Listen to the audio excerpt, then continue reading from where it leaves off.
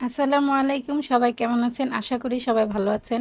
আজকে আমি নিয়ে আসছি বিয়েবাড়ির মতো মজাদার রোস্ট রান্না করে দেখাবো, কিন্তু ঘরোয়া মশলা দিয়ে, কোনো কেনা মশলা দিয়ে নয়। এখানে আমি দুটো দেশি মুরগি নিয়েছি, আর মুরগি দুটোকে আমি ৮ পিস করে নিয়েছি। ৮ পিস করে ধুয়ে পরিষ্কার করে লবণ দিয়ে মেখে আমি আধা ঘন্টার জন্য রেখে দিয়েছিলাম। আধা ঘন্টা পরে আমি চুলায় একটা প্যান বসিয়ে দিয়েছি, আর প্যানে পরিমাণ মতো তেল দিয়ে আমি এই মাংসগুলা দিয়ে দিব। আপনারা আমার এই রেসিপিটা ফলো করলে খুব সহজে ঘরোয়া মশলা দিয়ে আপনারা মজাদার এই রোস্টটা রান্না করতে পারেন। আর একবার রান্না করে খেলে ইনশাল্লাহ আপনাদের সবার অনেক ভালো লাগবে। আর আপনারা এভাবে বারবার রান্না করবেন, আর কেনা মশলা দিয়ে রান্না করার কথা চিন্তাও করবেন না, এতটা মজা হয়। এভাবে আমি চিকেনটা উল্টিয়ে একটু লাল লাল করে ভেজে নেব। বেশি ভাজা যাবে না, হালকা লাল লাল করে একটু ভেজে নেব। আর সব সময় বাসায় কেনা রোস্টের মশলাটা থাকে না। আর আমরা ছোটোবেলা থেকে আমার মা দাদিকে দেখেছি এভাবেই ঘরোয়া মশলা দিয়ে রোস্টটা রান্না করেছে, আর এতটা খেতে মজা হয়েছে। আমিও সব সময় ঘরোয়া মশলা দিয়ে রোস্টটা রান্না করি। চিকেনগুলো আমার ভাজা হয়ে গেছে, এখন আমি প্রত্যেকটা চিকেন তেল ঝরিয়ে উঠিয়ে নিব। এবার আমি সবগুলো চিকেন ভেজে নিয়েছি। আর এদিকে আমি চুলায় একটা কড়াই বসিয়ে দিয়েছি, তাতে আমি 1/3 কাপ পরিমাণ তেল দিয়েছি, দুটো এলাচ আর দুটো দারচিনি দিয়েছি, আর তারপরে কিছু আস্ত জিরা দিয়েছি। আর জিরাটা ফুটে আসার পরে এখানে আমি 1 কাপ পরিমাণ পেঁয়াজ বাটা দিয়ে দিব। দিয়ে নেড়ে চেড়ে আমি পেঁয়াজটা একটু ভেজে নেব।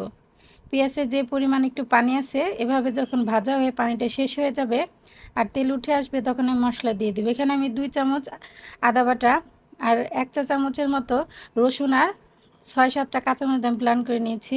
আর দিয়ে দিয়েছি উঁচু করে 1 টেবিল চামচের মতো মরিচের গুঁড়া, ধনিয়ার গুঁড়া, জিরার গুঁড়া দিয়ে আমি সব মশলাগুলো এভাবে নেড়ে চেড়ে কষিয়ে নিব। এখানে আমি একটু ঝাল বেশি দিয়েছি, আপনারা আপনাদের পছন্দ অনুযায়ী ঝালটা দিতে পারেন। আমার বাসায় রোস্টটা ঝাল ঝাল করে খেতে সবাই পছন্দ করে। যখন এভাবে মশলাটা কষে তেলটা উপরে উঠে আসবে, এখানে আমি 1/2 কেজি দুধ দিয়ে দিব। দুধটা আমি আগে থেকে একটু জাল করে রেখেছিলাম, বেশি জাল করিনি, শুধু একটা বলক এসেছিল। এখন আমি এই দুধ দেওয়ার পরে একটু নেড়ে চেড়ে দিয়ে ঢাকনা দিয়ে ঢেকে দিব, দিয়ে 5 মিনিটের মতো রান্না করে নিব। 5 মিনিট পরে ঢাকনা খুলে আমি নেড়ে চেড়ে নিব।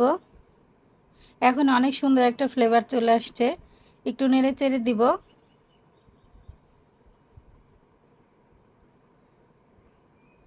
এখনই কতটা ঘন হয়ে এসেছে, আর কালারটা অনেক সুন্দর আসছে, একটা ক্রিম ক্রিম কালারের চলে আসছে। এখন আমি দিয়ে দিব কাজু বাদাম আর পেস্তা বাদাম বেটে রেখেছিলাম, সেই কাজু বাদাম আর পেস্তা বাদাম দিয়ে দিব। দিয়ে আবারও নেড়ে চেড়ে আমি 2-3 মিনিটের মতো কষিয়ে নিব। এই বাদামটা আমি একটু পরে দিয়েছি, কারণ এই বাদামের ফ্লেভারটা যেন থাকে, বেশি থাকে, আর খেতে অনেক মজা হয়। এখন একটু নেড়ে চেড়ে কষিয়ে নেওয়ার পরে দেখেন কালারটা কি সুন্দর চলে আসছে। এখন আমি ভেজে রাখা চিকেনগুলো এই মশলার মধ্যে দিয়ে দিব, দিয়ে নেড়ে চেড়ে কিছুক্ষণ আবারও রান্না করে নেব। আপনারা এই রোস্টটা আমার রেসিপিটা ফলো করে বাসায় রান্না করে খাবেন, কেমন হয় আমাকে অবশ্যই কমেন্ট করে জানাবেন। আর আমার এই সহজ রেসিপিটা যদি আপনাদের ভালো লেগে থাকে, তাহলে আমার চ্যানেলটা সাবস্ক্রাইব করে দিবেন, লাইক কমেন্ট শেয়ার করে পাশে থাকবেন, আর আমার ফেসবুক পেজটাকেও ফলো করে দিবেন। এভাবে আমি নেড়ে চেড়ে কিছুক্ষণ কষিয়ে নিয়েছি। এখন আমি এখানে 1/2 কাপ গরম পানি দিয়ে দিব, যাতে এই চিকেনটা পুরোপুরিভাবে সেদ্ধ হয়ে যায়। 1/2 কাপ পানি দেওয়ার পর একটু নেড়ে চেড়ে আমি ঢাকনা দিয়ে ঢেকে আবারও 5 মিনিটের মতো রান্না করে নিব।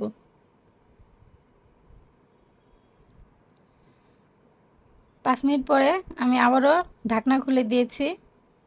এখন একটু নেড়ে চেড়ে দিব, আর এই পানিটা শুকিয়ে যাওয়া পর্যন্ত রান্না করে নিব।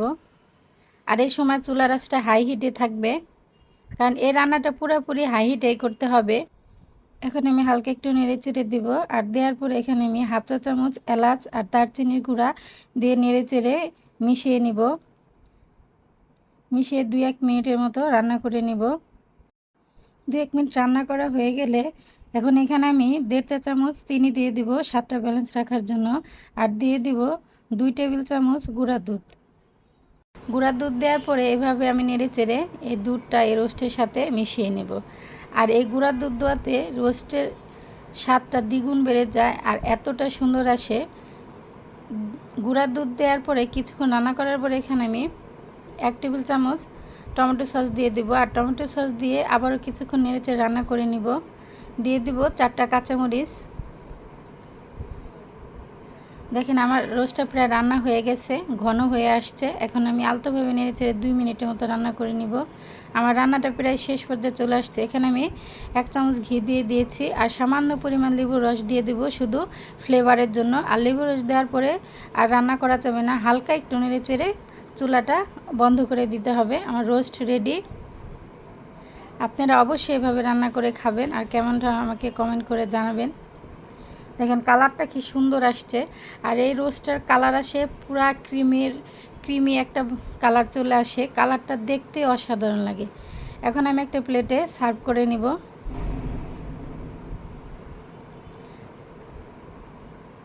এখন আমি পরিবেশনের জন্য পেঁয়াজ বেরেস্তা দিয়ে দিব।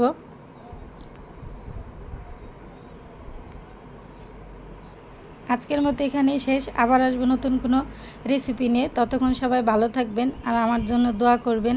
আর আমার সাথে এতক্ষণ ভিডিওটা দেখার জন্য সবাইকে অসংখ্য ধন্যবাদ। আসসালামু আলাইকুম।